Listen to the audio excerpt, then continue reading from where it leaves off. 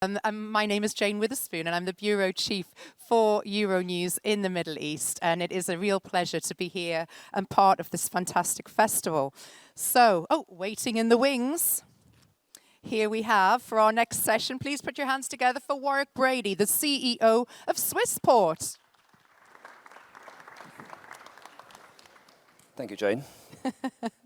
So we're going to be talking about Swissport's big picture strategy, driving growth through digital transformation, sustainable innovation, and airport relationships. So we do have another 15-minute session. Quickly, though, if you could please just give us a few words about yourself and your role. Well, thank you very much, and it's great to be here. It's a good opportunity to meet all of our customers and our airline and airport partners. They are obviously all gathered in one place. And of course, it was really interesting to listen to the Riyadh CEO. Swissport are pretty big in Saudi Arabia. We've been there quite a long time. Exciting, an exciting part of the world. So I'm the CEO of Swissport International. And just to give you a little summary of Swissport. So we're the largest aviation service business by revenue, by a good margin.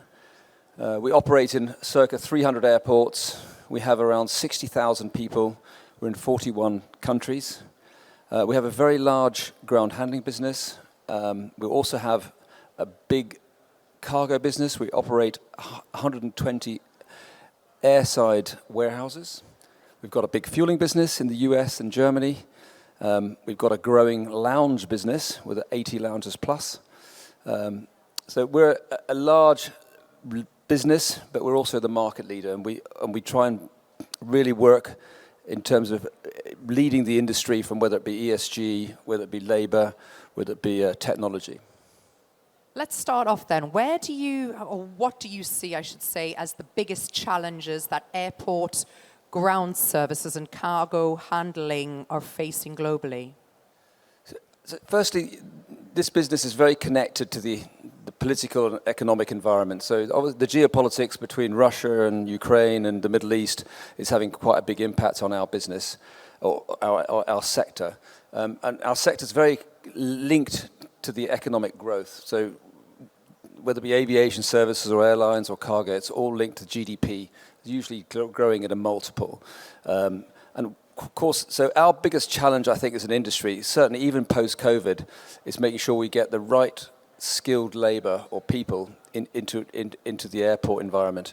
And I think we've still got a lot of markets where there's still a lot of labor shortages, people not coming back to work, getting the right skills, doing the right training. And I think so that is quite a big challenge for this for the industry, and certainly for Swissport, which then causes labor inflation, which then raises the cost of the service, which then we need to pass through to the airlines, which again is more of a challenge. So I think that the whole labor piece is really still, I think, needs some work. And then of course there's a capacity constraints as we grow. You've seen some really peak constraints. So there's airport constraints in terms of slots. But then if you then add the other constraints like the ATC constraints, and also the weather disruption. I mean, there's more, or the climate impact, there's more weather disruption days at airports, even in Europe and the US. You've seen the weather events now in Florida. That causes disruption. So when you look at the whole environment, we're a labor business, and the whole aviation service is primarily labor business with equipment. All that disruption just adds cost. So is it fair to say, though, that this cannot be tackled individually, that there needs to be much more global cooperation across, land, sea, air services to counteract that geopolitics, as well as, you talk about the climate, the weather issue as well? The whole system is integrated, right? So we've got a small part from sort of curb to curb, if you like, at the airports. But whether it be the air, the ATC environment, whether it be the airlines, it's a wholly integrated system. And I think we as a business are trying to lead the aviation ASA, which is the Association of Aviation Services, to try and have a better and stronger voice in the industry to drive some of those key issues with whether it be safety, whether it be capacity. How are Swissport planning to feed into the aviation industry, driving innovation and growth in the next 12 months? It's Good question. Tell us your secrets. Tell us the secrets. So I think, look, when it comes right down to it, we're a labor and a technology business. So the first thing we have to do is we play a really important part in setting the standards of recruitment, training, engagement, really at an airport level, right? Because although it's a global business, it's a very local business. If you work at Manchester or Cancun, we've got to make sure we get the right people. So we as a global business set the kind of recruitment standards, we set the engagement standards. We even have what we call our 6 red rules. So making sure that people are paid competitively, they have the right safety equipment, they have the right rosters, et cetera, et cetera. So that's one part. The other part is we're making sure that we have enough equipment at the airport. We'll talk about that in a minute in terms of the ESG agenda. But the big challenges really for us are making sure we do the labor part and the equipment part. As an industry, to make sure we deliver the right service to the airlines. Can you talk to us a little bit about hub management and the importance of that, and where do you see the business expansion heading? So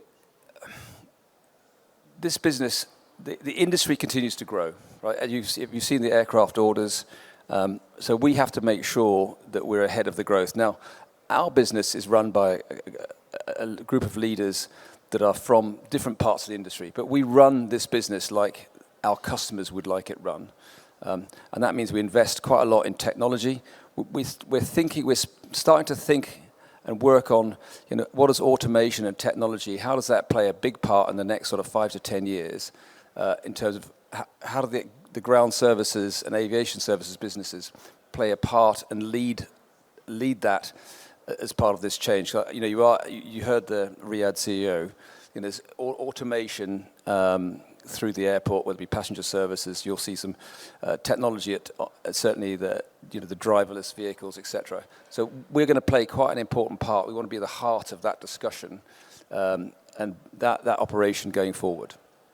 So talking of technology, when AI is filtering into every aspect of every industry at the moment, where do you see AI playing a part within the aviation sector? People always worry, AI is taking over, it's going to take our jobs. Yet yourself just said a few minutes ago, one of the biggest challenges is making sure that we have humans there to do the jobs at hand. And I guess AI is going to remain the co-pilot within the industry. It's interesting when you look at a lot of these public companies and you count the amount of times they mention AI in their results. It's quite amazing. Look, so the AI for us, we're very practical in terms of how we apply AI. And I think what we're going to see is, you might be a sort of an early adopter to AI, but in 2 or 3 years' time, it'll be part of business, so it won't create a competitive advantage. But in the short term, you might have some a competitive advantage. The way that Swissport looks at AI is, firstly, if you the biggest most challenging part of our business is getting people in the door, training them, planning, matching the schedules of the airlines, and then rostering the people. So we're using AI to optimize that roster, to optimize the planning. We're also using all of the data we get every single day, right, in terms of first bag, last bag, OTP, and trying to use that predictively to see, where are the challenges in the next few months, and then how do you manage them? So that's one part. That's the labor part. The other bit is making sure we capture our service at the airport and make sure we bill the customer correctly. So we've got 750 customers, we've got 3,000 contracts. To make sure you get the bills right, we make sure we get the right billing. It gets paid earlier because it's not disputed, and it improves the whole cash flow through the business.